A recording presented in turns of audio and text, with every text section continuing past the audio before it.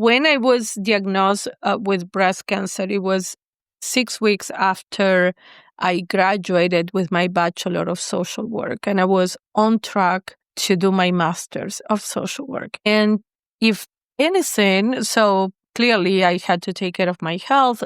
I didn't start my Master's after 3 years after my diagnosis. So in a sense, cancer came to show me how bad I wanted to be a therapist. So in that sense, it's like, okay, it delayed me, but it didn't stop me. So that's what I mean, that I had it, but it didn't have me. Because if I would have said, yeah, I'm not going to go for my master's, I had cancer, I'm a victim, nobody would have blamed me. But I was like, no, you know what? I took care of my health once that. Welcome back to Relatable Wisdom, the podcast where everyday people share the quotes that shaped how they see life, offering you daily doses of wisdom to navigate your own journey. Today's guest is Zulma Williams, a licensed therapist known as the Swearing Therapist. She immigrated from Argentina, became a cancer survivor, earned a master's degree at 50, and built her own practice, all while keeping it refreshing, really real with her clients and herself. Let's step into Zuma's world and discover the quote that helped her honor the warrior within. Can you tell us your name and what you do? Hi, I'm Zulma Williams. I'm a licensed clinical social worker. I see clients who experience anxiety, depression, and trauma. I am a mental health therapist. Okay. So what's your favorite quote?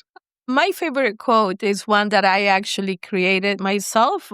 I'm a breast cancer survivor, and my motto is, I had cancer, cancer didn't have me. How long ago, how long have you had this quote? Pretty much since I've been diagnosed. It's been 13 years of my diagnosis. Okay. 13 years, yes. And maybe 12 years, like a year after my diagnosis, when I was like, okay, this is not going to stop me. This is part of my life, but it doesn't define who I am or stops me from achieving my dreams. So I kind of like created that quote because it's very representative, not only of my situation, but it can be adapted to any challenges that people are facing.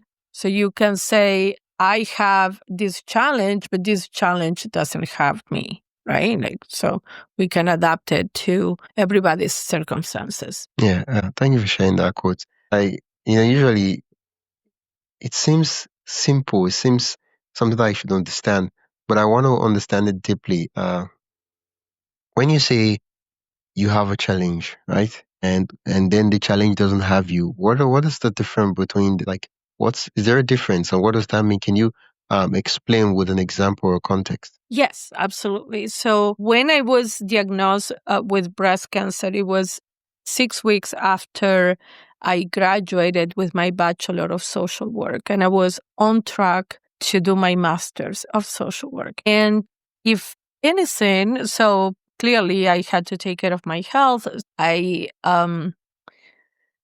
didn't start my Master's after 3 years after my diagnosis. So in a sense, cancer came to show me how bad I wanted to be a therapist. So in that sense, it's like, okay, it delayed me, but it didn't stop me.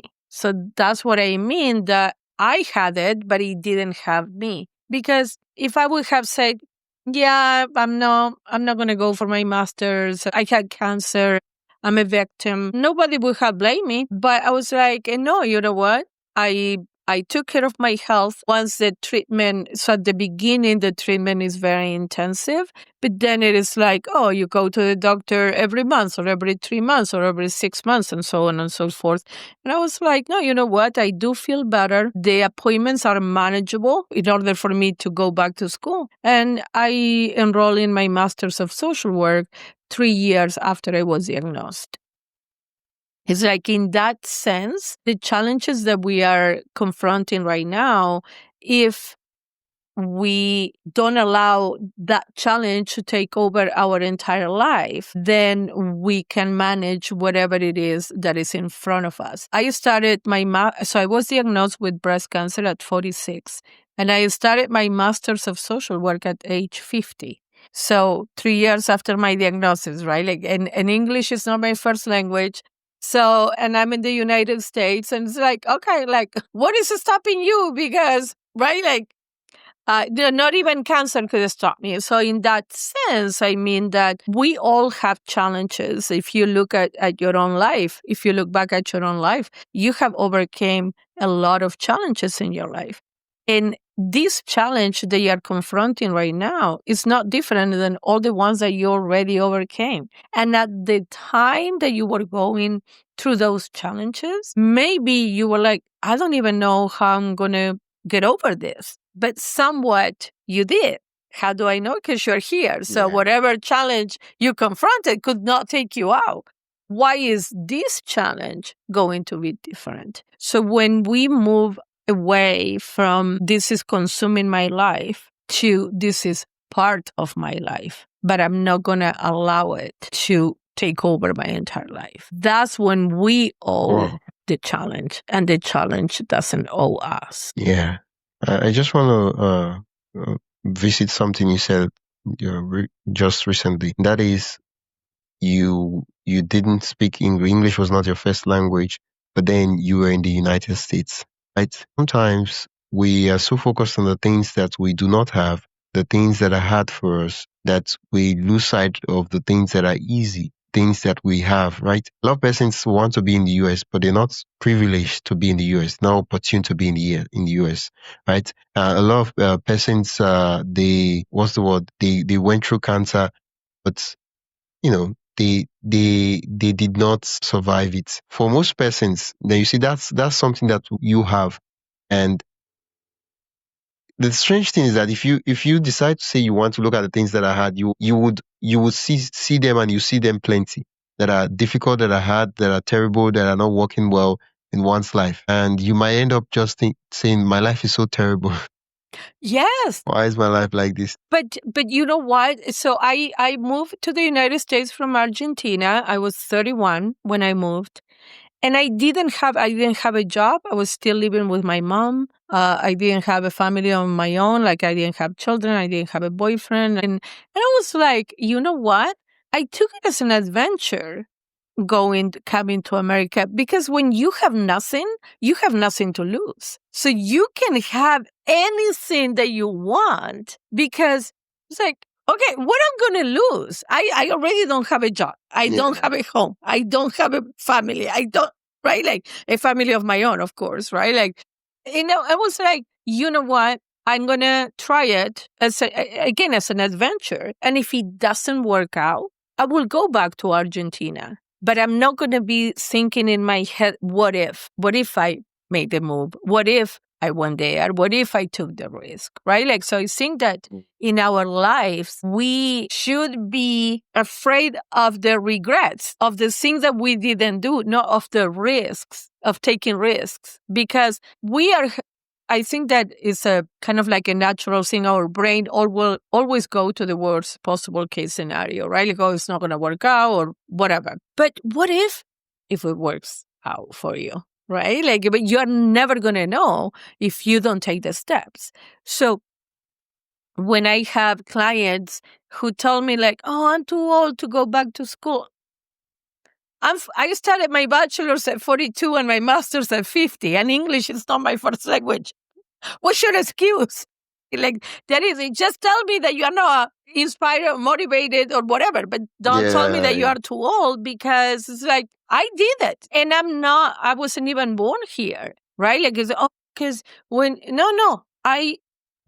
I didn't have the language. I mean, yes, by the time I went to school, I was here for like 10 years or whatever. So yes, I did have the language. But what I'm saying is, it's not, my first language is Spanish, but I'm going to school in the United States. So the classes are in English. The culture is different. The food is different.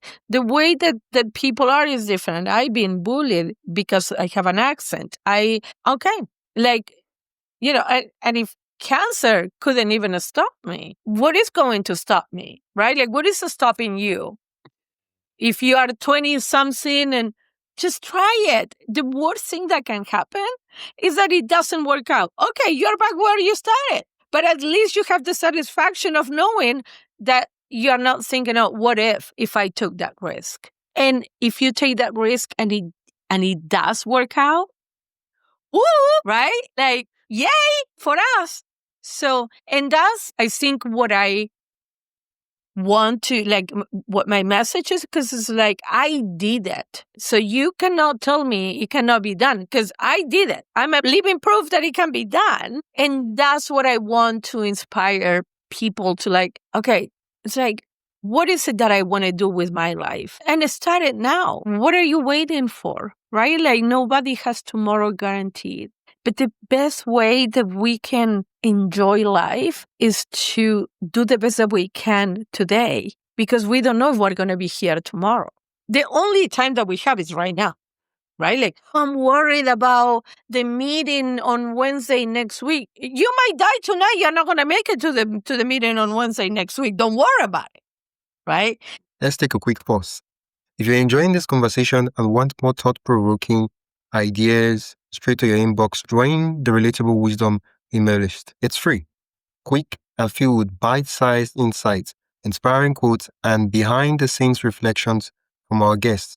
Just head to relatablewisdom.com/join. That is relatablewisdom.com/join, or tap the link in the show notes. And hey, subscribing to the podcast helps more than you think, and it's free. So if you haven't already, hit that follow button wherever you're listening. All right, let's get back to the conversation. The best thing that you can do about that meeting on Wednesday is to do research, be prepared, take action right now to prepare better for that meeting. That's what you can do right now. So one of the things to kind of like counter anxiety, if you would, is that you need to literally get out of your head. When you are doing stuff, you are busy, you are not in your head. You are focusing on what you are doing. When you are not doing stuff, you start overthinking. Like, oh, what if, and then you don't do it. You get paralyzed because your brain overpowers you, and you're like, by the time you are done overthinking, you're so exhausted that there is no more energy to try anything, right? So what do you have to lose if it doesn't work out? You are back where you started. Okay? You have decided. The strange thing is that most times people think that if I don't make a choice, then they feel that they're in a position to not make a choice. And they do not know that not making a choice itself is a choice, right? Absolutely. At that point in time, when you decide to say, I wanted to go to school, you could have, at that point in time, like, oh, well, I don't have to decide anything. Let me just keep on living my life and move on. Right? That's a choice. And it's a bold choice that, oh, I'm not going to keep playing. Oh, I'm not going to take opportunities that I have available. Oh, I'm not going to chase my passions, my dreams and all that. That's a choice. And because it's not active, because it's just keep on doing what you're already doing. So there's nothing that has to change out of the pattern, right? If you're not educated, if you've not gone to school, if you're not chasing your passion, you're not chasing your dreams, you don't have to do anything out of the ordinary. Keep living that life. And so because it's the regular stuff, it doesn't look like we're making a choice. But in actual sense, we're actually making a choice. And when we see that way, it becomes, you have to decide. There is no on the fence. Are you for this or are you for that? Right. Make a choice. So when we don't make a choice, we are allowing the universe, God, the higher power, whatever you want to call it, to decide for us. But then it's like we are giving our power away. Again, like when oh my God, like I don't know which decision to make. I'm not moving. I'm paralyzed. I'm in the same place. So if I continue to do what I've been doing, I will continue to get the same results that I've been getting, right? So it's like when I started school at 42, when I started my bachelor's, I was working in accounting. And I was like, oh, I don't think I want to continue to do this for another 20 years, But I didn't stop working in accounting in order to go to school. I did both things in parallel. So I continue my job because I still had to pay bills. Life goes on. And at the same time, in parallel to that job, I started to build a better future, a different future. I didn't didn't even know if it was going to be better. It was a different future. Yeah. Right? So I'm like, okay, if social work doesn't end up working for me, I can always do accounting. Nobody's taking that knowledge from me, right? So I'm like, okay, I continue to do what I've been doing while I'm starting the path to something different in the future. So my reality right now started in 2007 when I took my first class, right? It didn't happen overnight. Class by class, credit by credit, semester by semester, I graduated with a bachelor's. Okay, what do I need to do next? Oh, I need my master's. Oh, okay, well, breast cancer. Okay, let's put the master on hold for a minute. But then it was a pause. It wasn't a stop. And then I did my master's, and then, right, like, so it's like so I'm going, the time is going to pass no matter what. You're going to be 40 with a degree or without a degree. You're going to be 60 with the profession of your dreams or the job that you hate. But it's still going to be 60, right? So it's like, how do you... Or without a job, safe. Without a job. You forgot to add that one. You're going to be 60 with the job you hate or without even a job. That's even worse. Or you're going to be 60 with a job that you hate, without a job, or with a job that you love, which means that you're not going to be working. I love my job. So it's not like, oh, I'm going to work. I get to enjoy what I do because I worked so hard to get here. So when you are following your dreams, you don't work one day in your life. It's not going to work. It's like, oh, I get to use my gift of, in my case, of helping others, right? But it's like, okay, I could have been doing accounting for the last 13 years. You know what I mean? It's like, okay. But then I'll be thinking like, oh, what if I went to school and I pursue my higher education and I could be a therapist right now, right? Like, okay, well, I'm not a what if kind of woman. So it's like, here I am being a therapist and telling people like, you cannot tell me that it cannot be done because I did it. This is not me telling you like, oh no, I believe in you. No, this is me telling you, if I did it, you can do it too. You need to believe in yourself, right? I cannot give you that because if I tell you like, no, I believe in you, but if you don't believe in yourself, we are not going to get anywhere. Yeah, I think that's the thing. People are afraid that it might not even work out. They're judging the outcome even before the outcome exists. Yes. But my question is, if it doesn't work out, then what? You are back where you started. What did you lose? Yeah. You didn't even lose the time because now you did something that it didn't work out for you, and that is information of what not to do next time. So you win either way, even if it doesn't work out. You win because you are gathering information. Yeah. I like that perspective. People like security. The brain likes security. The brain likes safety, likes comfort, likes to walk on the path that is known, right? That is familiar. Yeah, trying to do something you've never done before, that's unknown. That's new. That's not familiar. These are all the things that the brain starts giving you the signals that danger. You shouldn't do that. It's what called the path of highest resistance. Yes, but people are so afraid of what they don't know, but if they start doing it, they're going to get to know that. So then that path becomes familiar, right? So it's like, okay. But so if you are afraid of the unknown, which I understand. We are all afraid of the unknown. If you are happy with your life, by all means, continue to do what you're doing. But if you are not happy with your life and the fear of the unknown is keeping you where you are at, which is an unhappy place, you are afraid of being unhappy of the unknown, but you're already unhappy. What are you afraid of? You're already unhappy. Yeah, they tell you that. I mean, at least I already understand this unhappiness. Let me stick with it. Right? But it's like, no, yes, absolutely. I'm miserable, but at least I know, right? Versus is the unknown. But okay, so what if you stop being miserable because you take that risk, right? And again, if it didn't work out, then you're like, okay, now you have information that risk that you took didn't end up the way that you anticipated. Okay, continue with your miserable life. I don't know what to tell you, right? But at least you took action. And that is the thing that our brain is so powerful, because that's what our brain is telling us. Like, no. We know this. It's uncomfortable. We are not happy, but it's known. Let's not. Don't touch it. Don't change it. All right. Don't change it. Okay, don't change it. Then your life will continue to be as miserable as it is today. One thing I've noticed is that it takes a lot of persons 3 years, 5 years, 4 years to do that thing that it will actually take you 20 hours to get started with. I'll give an example. Let's say you want to start a business.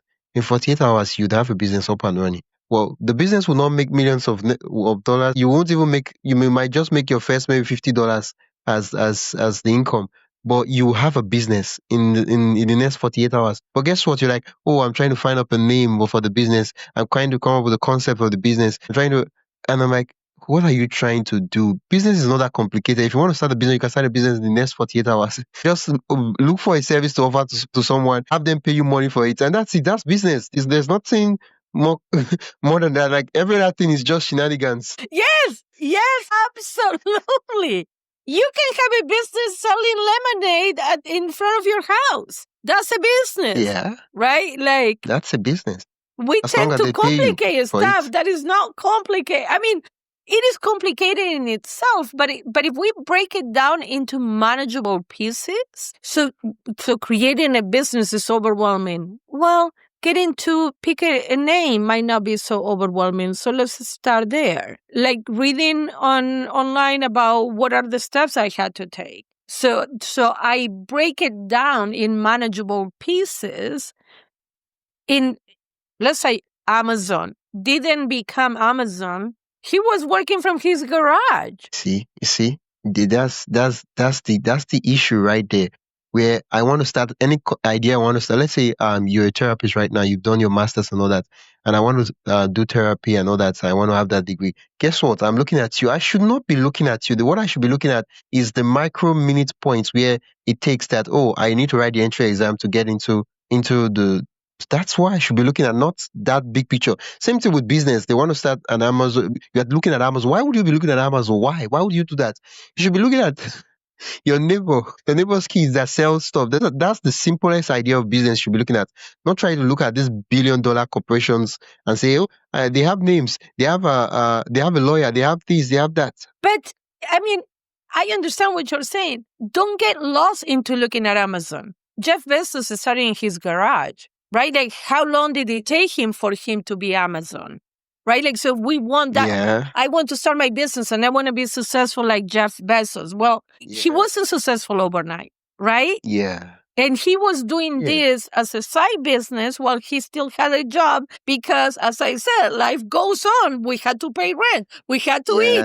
We had to pay electricity, right? Like, so I went to school while I continued working in accounting. He did this as a side business. And the difference between the success of Amazon, so is that he didn't stop. He continued and he continued and he didn't give up. Right? Like, so eventually you're going to be successful if you continue to do what you believe in. We want what Jeff Bezos had built in 25 years. We want it overnight. Well, I got news for you. That's not going to happen. So we give up 3 months into the business because we are not making millions of dollars and we are forgetting that it might take 20 years, right? But how do you get to 20 years? One day at a time. Instead. Yeah. Thank you so much, Zulma. My it's pleasure. Been an absolute delight chatting with you. Out of curiosity, you did mention that you did accounting. Could you tell me just quickly? We're out of time, but out of curiosity, I know some of my listeners will be curious. Say, I thought she said she went to school 13 years ago. How did she start doing accounting? Oh, where did she get qualifications from to do accounting? Could you just throw a little light on that? Yes. So I started working in an office many years ago, and I learned how to do basically the entire administrative part of the office. And then in this particular company, I was specializing in accounts payable. So that knowledge was through experience, through doing the work every day. Yeah. And then it's like, oh, More okay, like you know what you are doing mostly by repetition rather than because I had a degree. But so that's how I end up doing accounting, which I love, by the way, because numbers are so black and white, right? Like 2 + 2 is 4 here in Argentina and in Nigeria, right? Like that's like. But I did have this passion for listening to people and try to help them. And I'm like, okay, well, if this passion doesn't work, I can always go back to 2 + 2 is 4. Yeah. Thank you so much, Zuma. My pleasure. Thank you for having me. Where can listeners learn more about you and what you do? They can follow me on Instagram at The Swearing Therapist. And my website is dragonflytherapyservices.com. Okay. Once again, thank you so much. It's been an absolute delight to chat with you. Thank you. My pleasure. Have a good one. You've been listening to Relatable Wisdom, and I've been your host, Wisdom Okonkwo. You've been listening to the podcast where every story, quote, and insight helps you see life a little differently. If you enjoyed today's episode, follow the show on your favorite podcast app and share it with someone who loved the conversation. For more inspiring voices and timeless wisdom, visit relatablewisdom.com. Until next time, keep living, learning, and collecting wisdom that matters most to you.